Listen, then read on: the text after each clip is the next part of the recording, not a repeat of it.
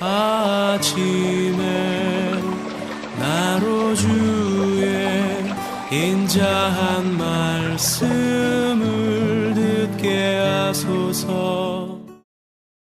성도 여러분 안녕하세요. 토요일입니다. 오늘도 하나님의 은혜가 여러분들의 삶의 자리에 가득하기를 간절히 소망합니다. 말씀 한 곳 봅니다. 사사기서 14장 1절부터 4절까지의 말씀을 제가 봉독해 드립니다.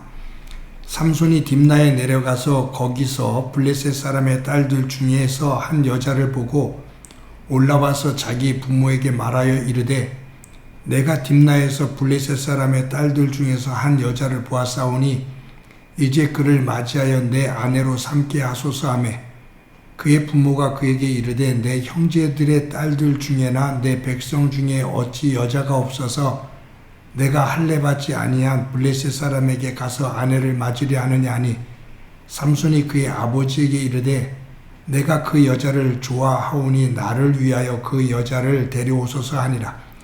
그때에 블레셋 사람이 이스라엘을 다스린 까닭에 삼손이 틈을 타서 블레셋 사람을 치려 함이었으나 그의 부모는 이 일이 여호와께로부터 나온 것인 줄을 알지 못하였더라. 아멘. 여러분, 우리가 자녀들을 키우면서 자녀들이 장성했을 때 결혼하는 문제를 가지고 부모들과 많은 대화들을 나눕니다. 배우자를 선택을 하는 과정에 있어서 어떨 때는 갈등을 갖기도 합니다. 저의 가정을 보면 저희 큰아이가 독일에 있을 때 거기서 이제 1년 후배 된 처자를 사귀어서 그때부터 지금까지 사귀면서 이제 결혼에 이르게 됐는데 저희에게 결혼을 하고 싶다고 소개를 하겠다고 그래요. 그때 중국 아이라는 이야기를 듣고 왜 하필이면 이야기를 제대로 소통도 할 수 없는 그러한 상태의 그러한 처자를 선택을 하느냐. 학교 마치고 또 좋은 한국인이 있으면 그때 결혼을 하는 것이 어떠냐라고 이야기를 했을 때 우리 큰아이가 쭉 하는 이야기가 있었어요. 그래서 중국 사람이면 예수님을 안 믿을 건데 그랬더니 그의 부모님도 또 지금의 며느리도 교회를 잘 다니고 있는 그러한 상태였습니다. 사실은 썩 내키지를 않지만 어쩔 수 없죠. 자식을 이기는 부모가 없으니까. 그래서 결혼을 허락하게 되고 그렇게 이제 사귀면서 결혼에 이르게 됐습니다. 둘이서 참 잘 살아가는 모습을 보면 참 감사해요. 전화하다 보면 이제 한국말을 곧잘 알아들어서 제가 하는 이야기를 거의 알아듣고 또 한 번씩 표현할 때마다 자기 표현할 때마다 그것이 너무 재미있어서 제가 빵 터지곤 합니다. 그런데 이 결혼을 할 때 부모들이 저도 마찬가지고 어떤 대상을 선택을 해서 결혼하겠다고 말하면 그 부모들은 100% 만족하는 부모가 거의 없는 것 같아요. 왜냐하면 내 자녀를 사랑하기 때문에 내 자녀만큼 잘난 사람이 없는 것처럼 보이거든요. 그러다 보니까 결혼하겠다고 배우자를 선택해서 올 때 그때 항상 뭔가 미치지 못하는, 세상적으로 말한다면 손해보는 것 같은 느낌이 들잖아요. 이것은 부모들의 자녀를 향한 과신, 어떤 그 과대포장, 우리의 착각, 그런 것일 수도 있어요. 그래서 자녀들이 결혼할 때 먼저 부모들의 내려놓음이 참 중요합니다. 오늘 이 본문에 보면 삼손이 블레셋 여인을 사랑하게 됩니다. 딥나 사람인데 결혼하겠다고 부모에게 와서 그 딥나의 여인을 데려와 달라고 말합니다. 그때 이 삼손의 아버지 마누아가 뭐라고 말하냐면 우리 친척들 가운데서도 좋은 여인이 있고 그리고 이스라엘 백성들 가운데도 좋은 여인들이 있는데 하필이면 왜 할례를 받지 아니한, 즉 하나님을 믿지 않는 블레셋 여인과 결혼하려고 하느냐. 우리 이스라엘 백성들 가운데서 선택을 해서 결혼을 하거라. 너는 나시린으로 하나님 앞에 드려진 사람이 아니냐라고 설득을 해요. 그때 삼손이 한 말이 오늘 본문에 보면 뭐라고 말하냐면, 여기 보면 내가 그 여자를 좋아하오니 나를 위해서 그 여자를 데려오소서. 내가 그 여자를 좋아합니다. 내가 좋아한다는데 뭘 그렇게 여러 가지 이유가 됩니까? 내가 좋아하면 되는 거지. 내가 그 여자를 좋아하니 데려오십시오. 결혼시켜 주십시오. 그 말이에요.